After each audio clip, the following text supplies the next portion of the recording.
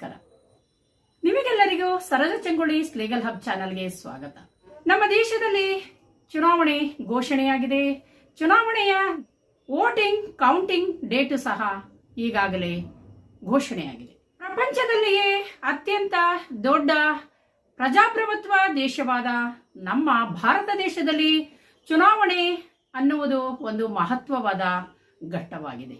ಪ್ರಜೆಗಳಿಂದ ಪ್ರಜೆಗಳಿಗಾಗಿ ಪ್ರಜೆಗಳಿಗೋಸ್ಕರ ಇರುವಂತಹ ಈ ಒಂದು ಡೆಮಾಕ್ರಸಿ, ಪ್ರಜೆಗಳೇ ಪ್ರಭುಗಳು.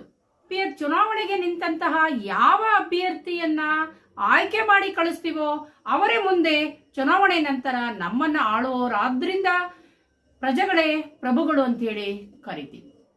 ಎಷ್ಟೋ ಜನಗಳು ಮತದಾನದಿಂದ ಹೊರಗುಳಿತಾರೆ. ನನಗೆ ಪ್ರಜಾಪ್ರಭುತ್ವ ಸಿಸ್ಟಮೇ ಸರಿಯಿಲ್ಲ ಅಂತ ಹೇಳಿ ಎಷ್ಟೋ ಜನ ವೋಟಿಂಗ್ ಇಂದ ಹೊರಗುಳಿತಾರೆ.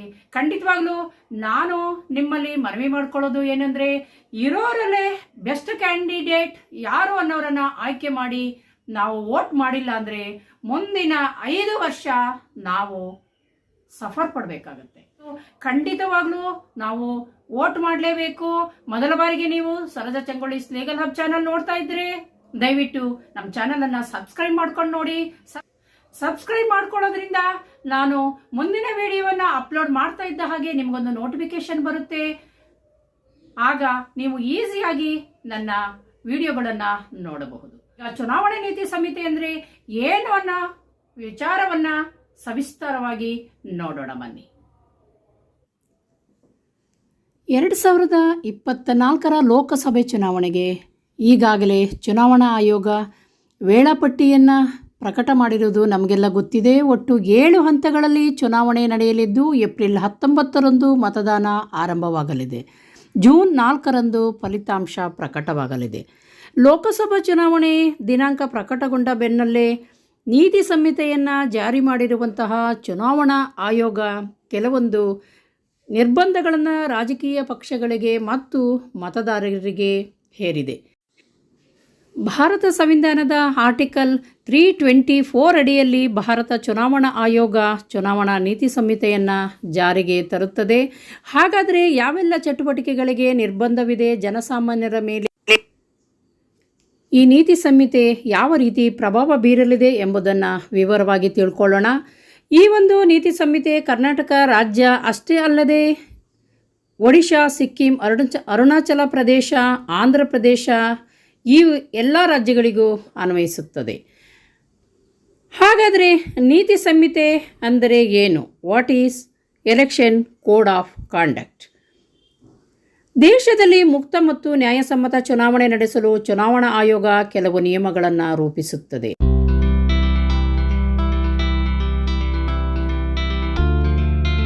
ಲೋಕಸಭೆ ಅಥವಾ ವಿಧಾನಸಭೆ ಚುನಾವಣೆ ಸಂದರ್ಭದಲ್ಲಿ ರಾಜಕೀಯ ಪಕ್ಷಗಳು ಈ ನಿಯಮಗಳನ್ನು ಪಾಲಿಸುವುದು ಅಗತ್ಯ.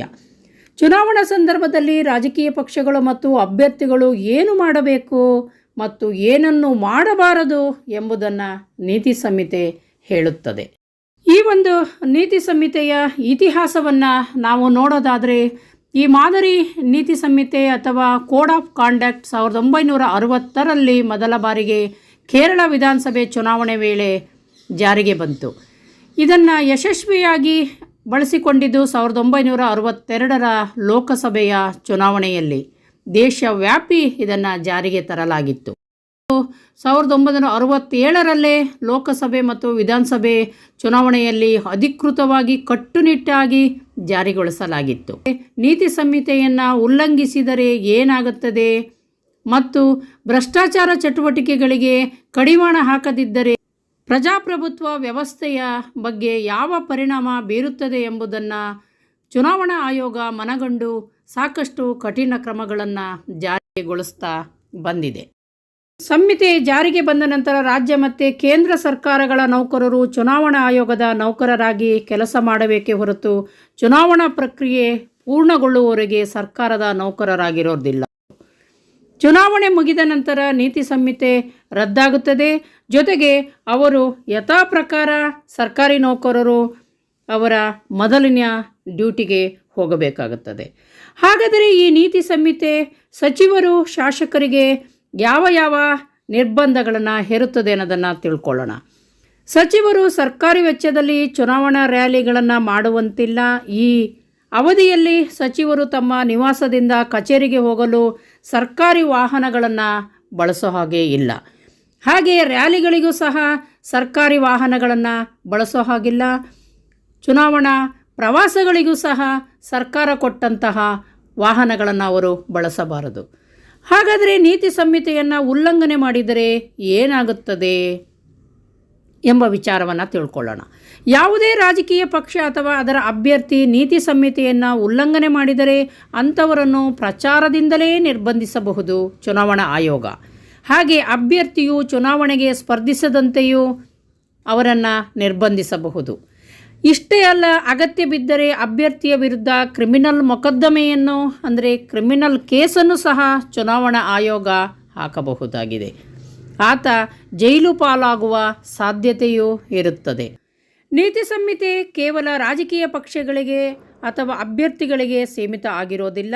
ಇದು ಜನಸಾಮಾನ್ಯರಿಗೂ ಅನ್ವಯ ಆಗುತ್ತದೆ. ಅಂದರೆ ಯಾರಾದರೂ ತಮ್ಮ ನಾಯಕರ ಪ್ರಚಾರದಲ್ಲಿ ಅನುಚಿತವಾಗಿ ವರ್ತಿಸಿದರೆ ಅವರು ಸಹ ಈ ಒಂದು ನಿಯಮಗಳನ್ನು ಉಲ್ಲಂಘನೆ ಮಾಡಿದ್ದಾರೆಂದು ಅವರ ಮೇಲೂ ಸಹ ಚುನಾವಣಾ ಆಯೋಗ ಕ್ರಮಗಳನ್ನು ತೆಗೆದುಕೊಳ್ಳುತ್ತದೆ. ಚುನಾವಣಾ ಆಯೋಗ ನೀಡಿರುವಂತಹ ನೀತಿ ನಿಯಮಗಳನ್ನು ನಿರ್ಲಕ್ಷ್ಯ ಮಾಡೋದು ಮತದಾರರಿಗೂ ಚುನಾವಣಾ ಪ್ರಚಾರಕರಿಗೂ ಹಾಗೂ ಅಭ್ಯರ್ಥಿಗಳಿಗೂ ಅನ್ವಯ ಆಗುತ್ತದೆ. ಎಲ್ಲರೂ ಸಹ ಇದನ್ನು ಗಮನದಲ್ಲಿ ಇಟ್ಟುಕೊಂಡೇ ಚುನಾವಣಾ ಪ್ರಚಾರವನ್ನು ಮಾಡಬೇಕಾಗುತ್ತದೆ. ಚುನಾವಣಾ ಆಯೋಗ ತಂದಿರುವಂತಹ ನಿಯಮಗಳನ್ನು ಉಲ್ಲಂಘನೆ ಮಾಡಿದರೆ ತಕ್ಷಣವೇ ಅವರ ಮೇಲೆ ಕಾನೂನು ಕ್ರಮವನ್ನು ತೆಗೆದುಕೊಂಡು ಆ ಒಂದು ಅಭ್ಯರ್ಥಿಯ ನಾಮಪತ್ರವನ್ನೇ ಸಹ ರದ್ದು ಮಾಡುವಂತಹ ಪವರ್ ಚುನಾವಣಾ ಆಯೋಗಕ್ಕೆ ಇರುತ್ತದೆ. ಪ್ರಸ್ತುತ ಲೋಕಸಭೆಯ ಅಧಿಕಾರದ ಅವಧಿ ಜೂನ್ 16ರಂದು ಕೊನೆಗೊಳ್ಳಲಿದ್ದು, ಅದಕ್ಕೂ ಮೊದಲು ಚುನಾವಣಾ ಪ್ರಕ್ರಿಯೆ ಮುಗಿದು ಹೊಸ ಸರ್ಕಾರ ಅಧಿಕಾರಕ್ಕೆ ಬರಬೇಕಾಗಿದೆ. ಇದಲ್ಲದೆ ಆಂಧ್ರ ಪ್ರದೇಶ, ಸಿಕ್ಕಿಂ, ಅರುಣಾಚಲ ಪ್ರದೇಶ, ಒಡಿಶಾ ವಿಧಾನಸಭೆಗಳ ಅಧಿಕಾರಾವಧಿ ಕೂಡ ಜೂನ್ನಲ್ಲಿ ಕೊನೆಗೊಳ್ಳೋದ್ರಿಂದ ಅಷ್ಟರ ಒಳಗೆ ಅಲ್ಲಿಗೂ ಸಹ ವಿಧಾನಸಭೆ ಚುನಾವಣೆ ನಡೆದು ಹೊಸ ಸರ್ಕಾರ ಜಾರಿಗೆ ಬರಬೇಕಾಗಿದೆ. ಹಾಗಾದರೆ ಮಾದರಿ ನೀತಿ ಸಂಹಿತೆ ಜಾರಿಯಾದ ಬಳಿಕ ಏನೇನಾಗುತ್ತದೆ ಅನ್ನೋ ವಿಚಾರವನ್ನು ತಿಳಿದುಕೊಳ್ಳೋಣ. ಒಮ್ಮೆ ಚುನಾವಣಾ ಘೋಷಣೆಯಾದ ನಂತರ ಅಭ್ಯರ್ಥಿಗಳು ಹಣಕಾಸಿನ ನೆರವು ಘೋಷಣೆಯನ್ನು ಮಾಡುವ ಹಾಗಿಲ್ಲ. ಸರ್ಕಾರವು ಹೊಸ ಯೋಜನೆಗಳನ್ನು ಆರಂಭಿಸುವಂತಿಲ್ಲ, ಹೊಸ ಯೋಜನೆಗಳಿಗೆ ಶಂಕುಸ್ಥಾಪನೆಯನ್ನು ಸಹ ಮಾಡುವಂತಿಲ್ಲ, ಭರವಸೆಗಳನ್ನು ನೀಡೋ ಹಾಗಿಲ್ಲ. ಆದರೆ ಈಗಾಗಲೇ ಆರಂಭ ಮಾಡಿರುವಂತಹ ಕೆಲವೊಂದು ಕುಡಿಯುವ ನೀರಿಗೆ ಸಂಬಂಧಪಟ್ಟ ಅಂದರೆ ಡೊಮೆಸ್ಟಿಕ್ ಫೆಸಿಲಿಟೀಸಿಗೆ ಸಂಬಂಧಪಟ್ಟಂತಹ ಕೆಲವೊಂದು ಕೆಲಸಗಳನ್ನು ಮುಂದುವರಿಸಲು ನಿರ್ಬಂಧ ಇರೋದಿಲ್ಲ. ಅಭ್ಯರ್ಥಿಯು ಚುನಾವಣಾ ಉದ್ದೇಶಕ್ಕೆ ಐಬಿಗಳನ್ನು, ಸರ್ಕಾರಿ ಗೆಸ್ಟ್ ಹೌಸ್ಗಳನ್ನು, ಡಕ್ ಬಂಗಲೆಗಳನ್ನು, ಇತರೆ ಸರ್ಕಾರಿ ಸವಲತ್ತುಗಳನ್ನು ಬಳಸಿಕೊಳ್ಳುವುದನ್ನು ಚುನಾವಣಾ ಆಯೋಗ ನಿರ್ಬಂಧಿಸುತ್ತದೆ. ರಾಜಕೀಯ ಸುದ್ದಿಗಳ ಪ್ರಕಟಣೆಯಲ್ಲಿ ಪಕ್ಷಪಾತೀಯವಾಗಿ ಸಮೂಹ ಮಾಧ್ಯಮಗಳು ಸಹ ಪ್ರಸಾರ ಕಾರ್ಯಗಳನ್ನು ಮಾಡೋ ಹಾಗಿಲ್ಲ. ಅವುಗಳನ್ನು ಸಹ ರಾಜಕೀಯ ಪಕ್ಷಗಳು ತಮ್ಮ ಇಚ್ಛೆಗೆ ಬಂದಂತೆ ತಮ್ಮ ಪರವಾಗಿಯೇ ಪ್ರಚಾರ ಮಾಡಬೇಕು ಎಂದು ಸಮೂಹ ಮಾಧ್ಯಮಗಳ ಮೇಲೆ ನಿರ್ಬಂಧ ಹೇರುವುದನ್ನು ಸಹ ಚುನಾವಣಾ ಆಯೋಗ ನಿರ್ಬಂಧಿಸಿದೆ. ಆಡಳಿತ ಪಕ್ಷದ ಪರವಾಗಿ ಪ್ರಚಾರ ನಡೆಸುವುದನ್ನು ಕಟ್ಟುನಿಟ್ಟಾಗಿ ಈ ಚುನಾವಣಾ ಆಯೋಗ ನಿಯಮವನ್ನು ಜಾರಿಗೆ ತಂದಿದೆ. ಮತದಾರರನ್ನು ಪ್ರಭಾವಿಸಲು ಜಾತಿ ಮತ್ತು ಕೋಮು ಭಾವನೆಗಳನ್ನು ಕೆರಳಿಸುವುದು, ವದಂತಿ ಹರಡುವುದು ಅಂದರೆ ಸುಳ್ಳು ಸುದ್ದಿಗಳನ್ನು ಹರಡುವುದು ಮತ್ತು ಮತದಾರರಿಗೆ ಲಂಚ ನೀಡುವುದು, ಆಮಿಷ ಒಡ್ಡುವುದು, ಅವರನ್ನು ಬೆದರಿಕೆಗೆ ಅವಕಾಶ ಮಾಡಿಕೊಡುವುದನ್ನು ಚುನಾವಣಾ ಆಯೋಗ ಕಟ್ಟುನಿಟ್ಟಾಗಿ ನಿರ್ಬಂಧಿಸಿ ಮತದಾರರ ಮೇಲೆ ಪ್ರಭಾವ ಬೀರುವಂತಹ ತಾತ್ಕಾಲಿಕ ಸರ್ಕಾರಿ ನೇಮಕಗಳನ್ನು ಮಾಡೋ ಹಾಗಿಲ್ಲ. ಸಾರ್ವಜನಿಕ ಆಶ್ವಾಸನೆಗಳನ್ನು ಸಹ ಕೊಡೋ ಹಾಗೆ ಇಲ್ಲ. ಸಚಿವರು ಅಥವಾ ಅಭ್ಯರ್ಥಿಗಳು ವಿವೇಚನಾ ನಿಧಿಗಳಿಂದ ಅನುದಾನ ಅಥವಾ ಪಾವತಿಗಳಿಗೆ ಅನುಮೋದನೆ ನೀಡುವ ಹಾಗಿಲ್ಲ. ಚುನಾವಣಾ ಪ್ರಚಾರದಲ್ಲಿ ಸಾರಿಗೆ, ಯಾಂತ್ರಿಕತೆ. ನೀತಿ ಸಂಹಿತೆ ಜಾರಿಯಾದ ನಂತರ ಯಾವುದೇ ರಾಜಕೀಯ ಪಕ್ಷಕ್ಕೆ ಲಾಭವಾಗುವಂತೆ ಯಾವುದೇ ಸಂದರ್ಭದಲ್ಲಿ ಸರ್ಕಾರದ ಹಣವನ್ನು ಬಳಸೋ ಹಾಗಿಲ್ಲ. ಸರ್ಕಾರದ ಘೋಷಣೆಗಳು, ಉದ್ಘಾಟನೆಗಳು, ಶಂಕುಸ್ಥಾಪನೆ ಮುಂತಾದ ಎಲ್ಲ ರೀತಿಯ ಕಾರ್ಯಕ್ರಮಗಳನ್ನು ಮುಕ್ತ. ಆದರೆ ಕೆಲವು ಕೆಲಸಗಳು ಈಗಾಗಲೇ ಪ್ರಾರಂಭವಾಗಿದ್ದರೆ ನಾನು ಆಗಲೇ ಹೇಳಿದ ಹಾಗೆ ಅವುಗಳನ್ನು ಮುಂದುವರಿಸಬಹುದಾಗಿದೆ. ಹಾಗೆ ದೇವಸ್ಥಾನ, ಮಸೀದಿ, ಚರ್ಚ್, ಗುರುದ್ವಾರ ಅಥವಾ ಯಾವುದೇ ಧಾರ್ಮಿಕ ಸ್ಥಳವನ್ನು ಚುನಾವಣಾ ಪ್ರಚಾರಕ್ಕೆ ಬಳಸುವಂತಿಲ್ಲ. ನೀತಿ ಸಂಹಿತೆಯ ಅಡಿಯಲ್ಲಿ ಸರ್ಕಾರವು ಯಾವುದೇ ಸರ್ಕಾರಿ ಅಧಿಕಾರಿ ಅಥವಾ ಉದ್ಯೋಗಿಯನ್ನು ಟ್ರಾನ್ಸ್ಫರ್ ಮಾಡೋದಾಗಲಿ, ಅಂದರೆ ವರ್ಗಾವಣೆ ಮಾಡೋದನ್ನು ಅಥವಾ ಅವರಿಗೆ ಬೇರೆಯ ಕೆಲಸಕ್ಕೆ ಡೆಪ್ಯೂಟ್ ಮಾಡೋದನ್ನು ನಿರ್ಬಂಧ ಹೇರುತ್ತದೆ. ವರ್ಗಾವಣೆ ಬಹಳ ಮುಖ್ಯವಾಗಿದ್ದರೆ ಚುನಾವಣಾ ಆಯೋಗದಿಂದ ಅನುಮತಿ ಪಡೆದು ಅವರನ್ನು ವರ್ಗಾಯಿಸಬೇಕಾಗುತ್ತದೆ. ಸಾರ್ವಜನಿಕ ಅಥವಾ ಖಾಸಗಿ ಸ್ಥಳದಲ್ಲಿ ಸಭೆ ಆಯೋಜಿಸುವುದು, ಮೆರವಣಿಗೆ ಮಾಡುವಂತಹ ಹಾಗೆ ಧ್ವನಿವರ್ಧಕಗಳನ್ನು ಬಳಸುವುದು ಸಹ ಸ್ಥಳೀಯ ಪೊಲೀಸ್ ಸ್ಟೇಷನ್ನಿನ ಅನುಮತಿಯಿಂದ ಮಾತ್ರ ಸಾಧ್ಯವಾಗುತ್ತದೆ.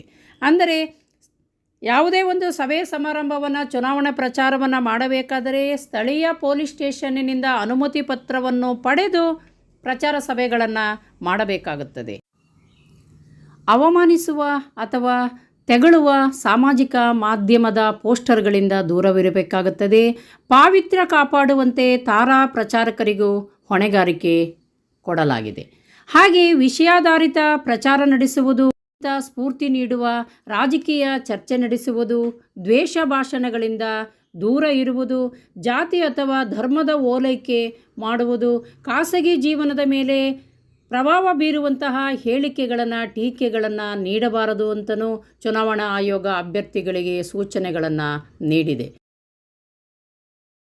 ಚುನಾವಣೆಯ ದಿನ ಮತಗಟ್ಟೆಯ ಸಮೀಪ 100 ಮೀಟರ್ ಒಳಗೆ ಪ್ರಚಾರವನ್ನು ನಡೆಸುವಂತಿಲ್ಲ. ಹೀಗೆ ತೋಳ್ಬಲ, ಹಣಬಲ, ಸುಳ್ಳು ಸುದ್ದಿ ಹರಡುವುದನ್ನು ಮತ್ತು ಅಂತಹ ಕೆಲಸವನ್ನು ಮಾಧ್ಯಮಗಳು ಕೂಡ ಮಾಡುವ ಹಾಗಿಲ್ಲ ಎಂದು ಚುನಾವಣಾ ಆಯೋಗ ನಿರ್ಬಂಧವನ್ನು ಹೇರಿದೆ. ಕಾರ್ಯಕ್ರಮಗಳು ಹಾಗೂ ಮದುವೆಯ ಸೀಸನ್ ಆಗಿರೋದ್ರಿಂದ ನೀವು ಯಾವುದೇ ಒಂದು ಸೀರೆಗಳನ್ನು ತಗೊಳ್ಳಿ, ಬಟ್ಟೆಗಳನ್ನು ತಗೊಳ್ಳಿ, ಗೃಹೋಪಯೋಗಿ ವಸ್ತುಗಳನ್ನು ತಗೊಳ್ಳಿ, ಯಾವುದನ್ನೇ ಪರ್ಚೇಸ್ ಮಾಡಿದರೂ ಮದುವೆ ಜವಳಿಯನ್ನು ತೆಗೆದುಕೊಂಡು ಹೋಗುವಾಗ ಕರೆಕ್ಟಾಗಿ ಬಿಲ್ ಇಲ್ಲದೆ ಇದ್ದರೆ ಅವುಗಳನ್ನು ನಿಮಗೆ ಚುನಾವಣೆ ನೀತಿ ಸಂಹಿತೆಯ ಉಲ್ಲಂಘನೆ ಮಾಡಿದ್ದೀರಿ ಅಂಥೇಳಿ ಗುಮಾನಿಯಿಂದ ಅವುಗಳನ್ನು ಸೀಸ್ ಮಾಡಿ ಸರ್ಕಾರ ತಮ್ಮ ವಶಕ್ಕೆ ತೆಗೆದುಕೊಳ್ಳುವ ಸಾಧ್ಯತೆಗಳು ಇರುತ್ತವೆ. ಹಾಗಾಗಿ ನೀವು ಯಾವುದೇ ವಸ್ತುಗಳನ್ನು ಕೊಂಡರೂ ಸಹ ಆ ಅಂಗಡಿಯಲ್ಲಿ ಅದಕ್ಕೆ ಹೊಂದುವಂತಹ ಬಿಲ್ಲನ್ನು ತೆಗೆದುಕೊಂಡು ಪ್ರಯಾಣ ಮಾಡುವುದು ಒಳ್ಳೆಯದು. ಹಾಗೆ ಚುನಾವಣೆಯ ಬಗ್ಗೆ ಕೆಲವೊಂದು ಅಂಕಿ ಅಂಶಗಳನ್ನು ನೋಡೋದಾದರೆ ಈ ವರ್ಷ ಅಂದರೆ 2024ರ ಚುನಾವಣೆಯಲ್ಲಿ 97 ಕೋಟಿ ಮತದಾರರು ಮತದಾನದ ಹಕ್ಕನ್ನು ಹೊಂದಿದ್ದಾರೆ. ಹಾಗೆ 49.7 ಕೋಟಿ ಪುರುಷ ಮತದಾರರು ಚುನಾವಣೆಯಲ್ಲಿ ಮತದಾನವನ್ನು ಮಾಡಲಿದ್ದಾರೆ. 47.1 ಕೋಟಿ ಮಹಿಳಾ ಮತದಾರರು ಮತ ಚಲಾವಣೆ ಮಾಡಲಿದ್ದಾರೆ. 1,000 ಪುರುಷ ಮತದಾರರಿಗೆ 948 ಮಹಿಳಾ ಮತದಾರರು ಮತ ಚಲಾಯಿಸಲಿದ್ದಾರೆ. ಅಂದರೆ ಪುರುಷ ಮತದಾರರಿಗಿಂತ ಮಹಿಳಾ ಮತದಾರರ ಸಂಖ್ಯೆ ಈ ವರ್ಷ ಕಡಿಮೆ ಇದೆ. 18 ವರ್ಷ ತುಂಬಿದ 1.82 ಕೋಟಿ ಮತದಾರರು ಮತ ಚಲಾವಣೆ ಮಾಡಲಿದ್ದಾರೆ. ಯುವ ಮತದಾರರು ಅಂದರೆ 20 ರಿಂದ 29 ವರ್ಷ ವಯಸ್ಸಿನ ನಿರ್ಣಾಯಕ ಮತದಾರರು 19.74 ಕೋಟಿ ಇದ್ದಾರೆ. ಮತದಾನಕ್ಕೆ ಅರ್ಹತೆ ಪಡೆದ ವಿಕಲಚೇತನ ಮತದಾರರು 88.4 ಲಕ್ಷ ಇದ್ದಾರೆ. ಮಂಗಳಮುಖಿ ಮತದಾರರು 48,000 ಸಂಖ್ಯೆಯಲ್ಲಿದ್ದಾರೆ. ಹಾಗೆ 85 ವರ್ಷ ದಾಟಿದ ಮತದಾರರ ಸಂಖ್ಯೆ 82 ಲಕ್ಷ ಇದೆ. ಶತಾಯುಷಿ ಮತದಾರರು ಅಂದರೆ 100 ವರ್ಷ ದಾಟಿ 2,18,00,000 ಮತದಾರರು ಮತ ಚಲಾವಣೆ ಮಾಡಲಿದ್ದಾರೆ. 19.1 ಲಕ್ಷ ಮತದಾರರು ಚುನಾವಣೆಯ ಭದ್ರತಾ ಸೇವೆಯಲ್ಲಿ ಕಾರ್ಯನಿರ್ವಹಿಸಲಿದ್ದಾರೆ. 88.4 ಲಕ್ಷ ಮತದಾರರು ಚುನಾವಣಾ ಸೇವೆಯಲ್ಲಿ ಕೆಲಸ ಮಾಡಲಿದ್ದಾರೆ. ಹಾಗೆ ಮತಗಟ್ಟೆಗಳ ಸಂಖ್ಯೆಯನ್ನು ನೋಡೋದಾದರೆ 2024ರ ಲೋಕಸಭೆ ಚುನಾವಣೆಯಲ್ಲಿ ದೇಶಾದ್ಯಂತ 10.5 ಲಕ್ಷ ಮತಗಟ್ಟೆಗಳ ಸ್ಥಾಪನೆಯನ್ನು ಮಾಡಲಾಗಿದೆ. ಈ ಮತಗಟ್ಟೆಗಳ ನಿರ್ವಹಣೆಗೆ ಚುನಾವಣಾ ಆಯೋಗ 1,05,00,000 ಮತಗಟ್ಟೆ ಅಧಿಕಾರಿಗಳನ್ನು ಚುನಾವಣಾ ಕೆಲಸಕ್ಕೆ ನಿಯೋಜನೆ ಮಾಡಿದೆ. ಹಾಗೆ ಮತದಾನಕ್ಕೆ 55 ಲಕ್ಷ ವಿದ್ಯುನ್ಮಾನ EVM ಮಿಷನ್ಗಳನ್ನು ಬಳಸಲಾಗುತ್ತದೆ. ಸ್ವಾತಂತ್ರ್ಯ ಭಾರತದಲ್ಲಿ ಒಟ್ಟು 17 ಸಾರ್ವತ್ರಿಕ ಚುನಾವಣೆಗಳು ಇದುವರೆಗೂ ನಡೆದಿವೆ. ಹಾಗೆ 400 ವಿಧಾನಸಭಾ ಚುನಾವಣೆಗಳನ್ನು ಚುನಾವಣಾ ಆಯೋಗ ನಡೆಸಿದೆ. ಚುನಾವಣಾ ಆಯೋಗವು 2100 ಚುನಾವಣಾ ವೀಕ್ಷಕರನ್ನು ಮುಕ್ತ ಮತ್ತು ನ್ಯಾಯಸಮ್ಮತ ಚುನಾವಣೆ ನಡೆಸಲು ನೇಮಿಸಿಕೊಂಡಿದೆ. ನೋಡಿದ್ರಲ್ಲ, ಚುನಾವಣಾ ನೀತಿ ಸಂಹಿತೆ ಅನ್ನೋದನ್ನು ನಾವು ಲೈನಲ್ಲಿ ಕೇಳ್ತೀವಿ. ಚುನಾವಣಾ ನೀತಿ ಸಂಹಿತೆ ಬಗ್ಗೆ ಕರೆಕ್ಟಾಗಿ ನಮ್ಮಲ್ಲಿ ನಾಲೆಡ್ಜ್ ಇದ್ರೆ ಖಂಡಿತವಾಗ್ಲೂ ಚುನಾವಣಾ ನೀತಿ ಸಂಹಿತೆಯನ್ನು ಉಲ್ಲಂಘನೆ ಮಾಡೋ ಪ್ರಶ್ನೆನೇ ಬರೋದಿಲ್ಲ ಅಂತ ಹೇಳ್ತಾ, ಇದುವರೆಗೂ ನೀವು ಡೈಲಿ ಲೈಫ್ ಚಂಗೊಳ್ಳಿ ಯೂಟ್ಯೂಬ್ ಚಾನಲನ್ನು ಸಬ್ಸ್ಕ್ರೈಬ್ ಮಾಡ್ಕೊಳ್ಳೋದೇ ಇದ್ರೆ ದಯವಿಟ್ಟು ಸಬ್ಸ್ಕ್ರೈಬ್ ಮಾಡ್ಕೊಳ್ಳಿ. ಹಾಗೆ ಈ ಎಪಿಸೋಡು ನಿಮ್ಗೆ ಇಷ್ಟ ಆದರೆ ಫ್ರೆಂಡ್ಸ್ ಅಂಡ್ ಫ್ಯಾಮಿಲಿ ಮೆಂಬರ್ಗಳಿಗೆ ಶೇರ್ ಮಾಡಿ ಅಂತ ಕೇಳ್ಕೊಳ್ತಾ ಈ ಎಪಿಸೋಡನ್ನು ಮುಗಿಸ್ತಾ ಇದ್ದೀನಿ. ನಮಸ್ಕಾರ.